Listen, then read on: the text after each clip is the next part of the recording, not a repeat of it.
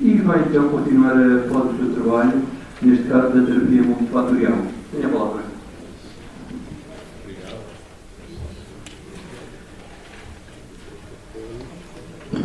Já está. Boa tarde, já é boa tarde. Novamente estou cá este ano no Congresso para apresentar hoje uma abordagem da terapia multifatorial sobre doenças autoimunes. E um pouco no seguimento da doutora Susana, devo começar essencialmente por falar sobre a autoimunidade. Ora, a autoimunidade, portanto, que é uma falha na divisão funcional do sistema imunológico, que desencadeia reações imunes anormais, ou seja, o sistema imunológico reage às suas próprias células, são um pouco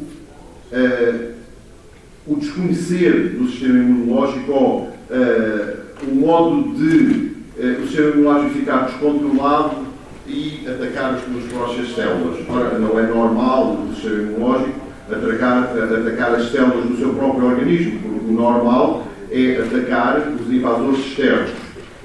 Ora, isso acontece porquê?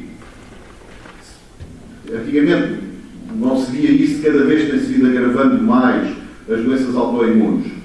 Estudos feitos, essencialmente na Universidade de Harvard, concluiu-se que o excesso de alimentação proteica leva um pouco à desregulação dos linfócitos,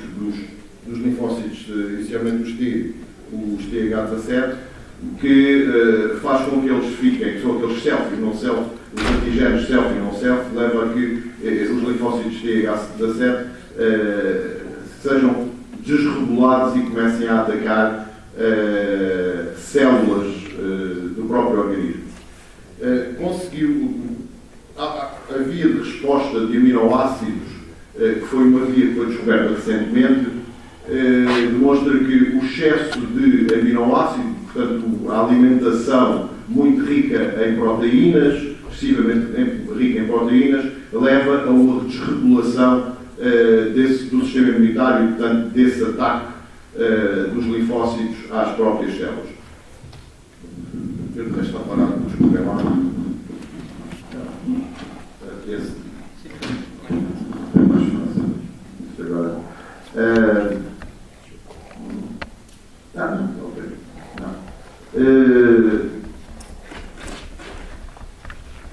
O excesso de proteínas, da alimentação rica em proteínas, foi essencialmente verificada nos últimos tempos por estudos feitos sobre ratos em restrição calórica.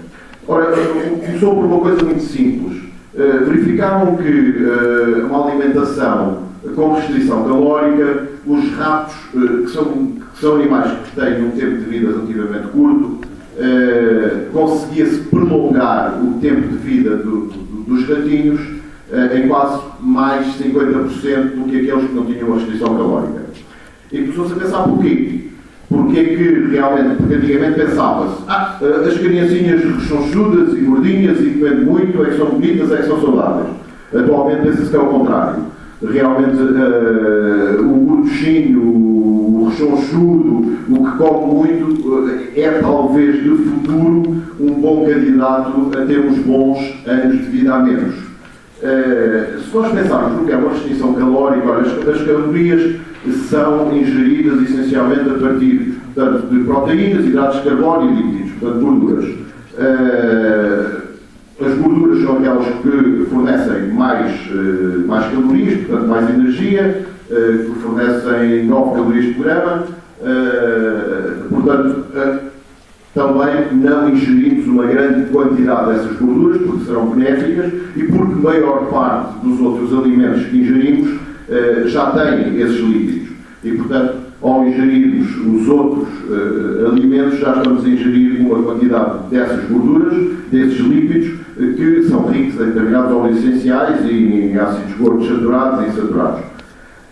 Ora, mas a restrição calórica muitas vezes deve ser feita baseando-se também numa restrição de proteínas. Mas também não só, porque nós não nos podemos esquecer que diariamente o homem o ser humano perde cerca de 11 gramas de proteína por dia. Ora, são essas 11 gramas de proteína por dia que devem ser repostas. Mas não é qualquer tipo de proteína.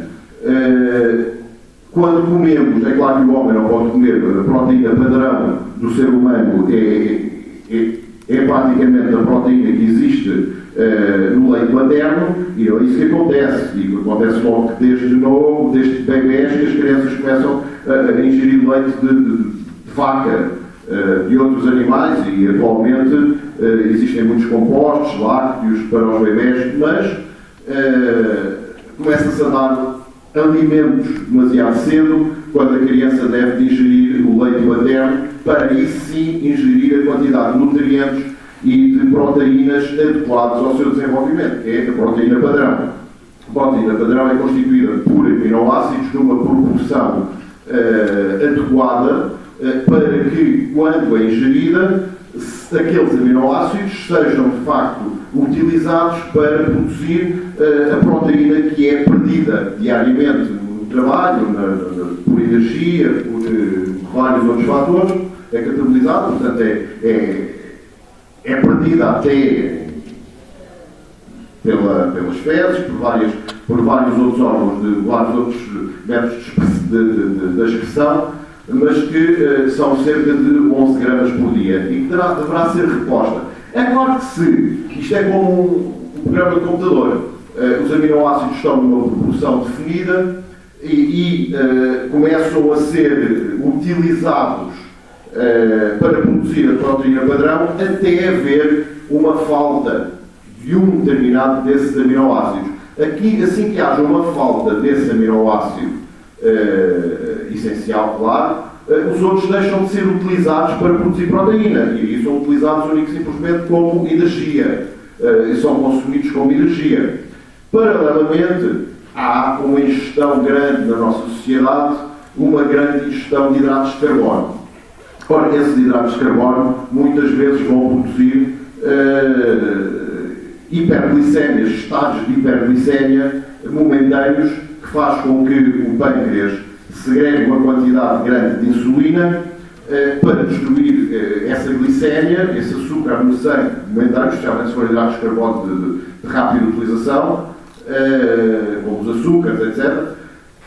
Isso leva depois a fatores de hipoglicemia, porque o pâncreas segrega uma quantidade grande de insulina, porque a resposta do organismo é que existe, uma informação do organismo é que existe uma hiperglicemia, portanto o pâncreas tem que segregar uma grande quantidade de insulina para metabolizar aquele açúcar, só que isso é falso e depois leva a crises de hipoglicemia. A fase de hipoglicemia mantém-se que o organismo diz: tens que ingerir mais açúcar, e aí faz com que a pessoa vá ingerir mais açúcar, dá informação ao organismo, ao cérebro, para que a pessoa tenha vontade de ingerir mais açúcares. Isto torna-se um ciclo vicioso. Ao ingerir mais açúcares, mais hidratos de carbono, aí vai ingerir também outros nutrientes, porque nós não comemos só hidratos de carbono puros, e a pessoa vai comer uma empadazita, vai comer um bolo com muito açúcar e com gorduras, margarinas, gorduras até saturadas, e isso é uma causa do aumento da ingestão calórica. E leva também, claro, que leva também à ingestão de